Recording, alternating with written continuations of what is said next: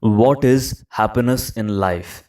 If you want to do something pleasurable, you think you will be happy when you do it. You may want to marry the richest man, or the most beautiful girl, or pass some examination, or be praised by somebody, and you think that by getting what you want, you will be happy.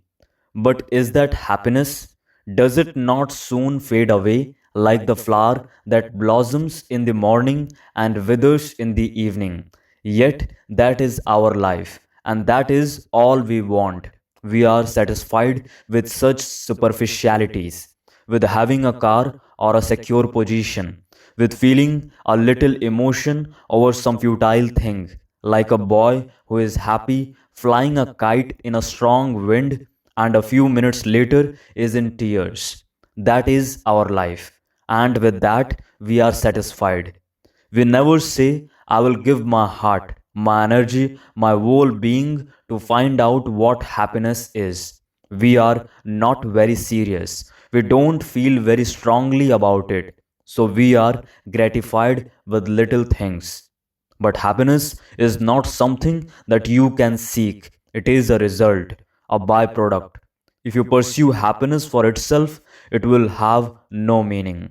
Happiness comes uninvited, and the moment you are conscious that you are happy, you are no longer happy.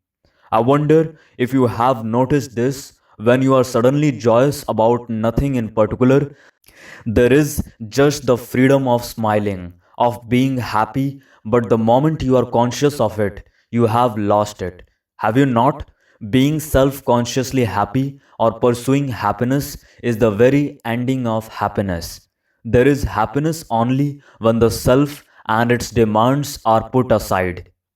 You are taught a great deal about mathematics. You give your days to studying history, geography, science, physics, biology, and so on. But do you and your teachers spend any time at all thinking about these far more serious matters? Do you ever sit quietly, with your back very straight, without movement, and know the beauty of silence? Do you ever let your mind wander, not about petty things, but expansively, widely, deeply, and thereby explore, discover? And do you know what is happening in the world? What is happening in the world is a projection of what is happening inside each one of us. What we are, the world is. Most of us are in turmoil. We are acquisitive, possessive. We are jealous and condemn people. And that is exactly what is happening in the world, only more dramatically, ruthlessly. But neither you nor your teachers spend any time thinking about all this. And it is only when you spend some time every day earnestly thinking about these matters that there is a possibility of bringing about a total revolution and creating a new world. And I assure you, a new world has to be created. A world which will not be a continuation of the same rotten society in a different form. But you cannot create a new world if your mind is not alert, watchful, expansively aware.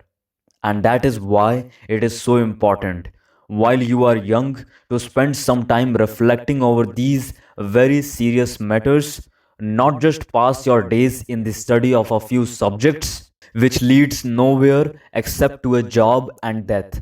So do consider seriously all these things. For out of that consideration, there comes an extraordinary feeling of joy, of happiness.